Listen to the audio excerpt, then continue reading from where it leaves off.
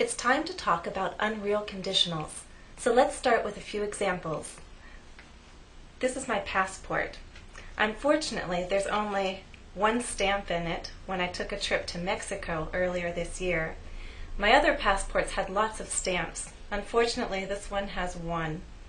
If I had more time, I'd travel more. Here's a guitar. If I practiced every day, I could be really good.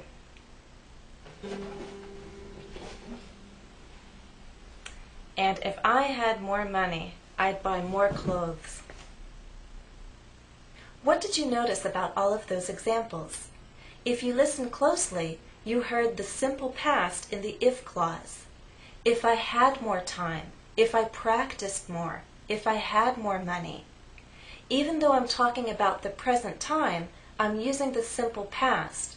And by using the simple past in the if clause, I'm creating an unreal condition. Now, in the result clause, most often you're going to have would plus the base verb. I would travel more. I would be very good. I would buy more clothes. And especially in conversation, would is going to have a contraction. Not I would, but I'd. Not you would, but you'd, and so on. In the result clause, you might also have could. I believe in my original example, I said, with the guitar, if I practiced every day, I could be very good. It suggests a result that's a little less certain. It shows possibility.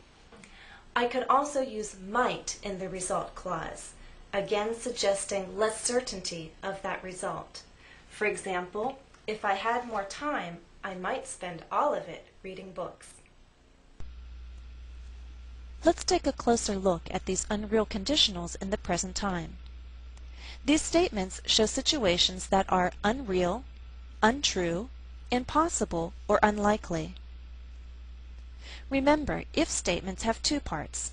There's the if clause, which states the condition, and the main clause, which states the result. You can't have the result without the condition. Now the two clauses can be switched and it doesn't change the meaning. The if clause can come first in a statement, or it can follow the result. Example, if I had more time, I'd travel, or I'd travel if I had more time. Note, use a comma when the if clause comes first. If we're speaking, there'll just be a pause in place of the comma. As for verb tenses, even though we are speaking about the present time, we use the simple past in the if clause. Examples, if I had more time, if I practiced every day. Be careful using be in the condition. When you use a form of be to state a condition, you must use were for all persons. If he were famous, if I were the president. Now in very informal English, you will hear Americans use was. If he was famous, if I was the president, but that's only the case in very informal English. You really should use were for all persons.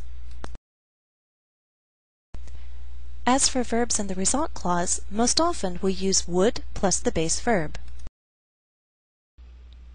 If I had more time, I would travel. I would buy more clothes if I had more money.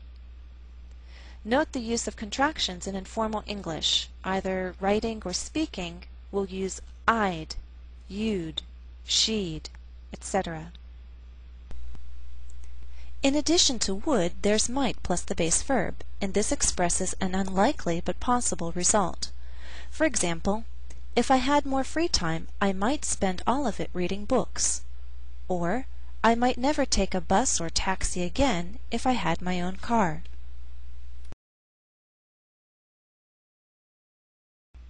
Could plus the base verb expresses either a possible result or someone's ability. Examples, if I practiced every day, I could be really good on the guitar. We could open a restaurant if we knew more about running a business. Okay, do you understand everything so far? Then I think you're ready for an exercise. Look at the statement on your screen and change the verbs into the correct forms. The answer? If David had a better sense of humor, he would have more luck with women. You could also say he'd have, using the contraction. Number 2.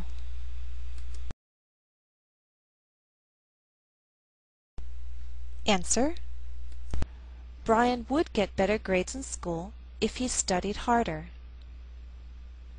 And note, Americans say grades, not marks. Teachers often use letter grades of A, B, C, D, and F, with F being the worst. In this statement, use could.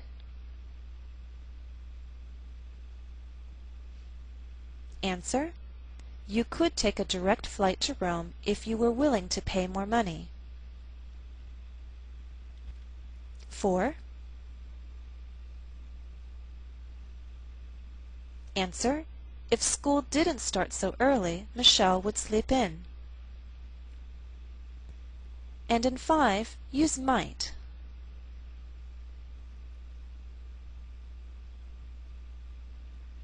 Answer: If we had the right tools, we might be able to fix the TV ourselves. In giving advice, we often use if I were you. For example, if I were you, I wouldn't cut my hair. It looks good the way it is. Why change it? Let's try an exercise to practice giving advice. I'll read a situation to you, and you think about what advice you would give to the person in that situation. Situation 1. Your friend George wants to buy a sports car, but he really shouldn't spend so much money. He already has lots of bills to pay. Your advice?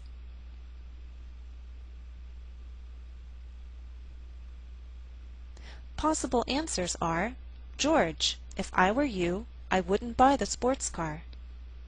Or, George, if I were you, I would pay my bills first and then think about a sports car.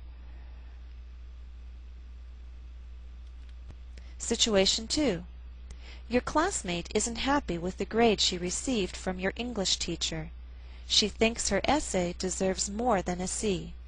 Your advice?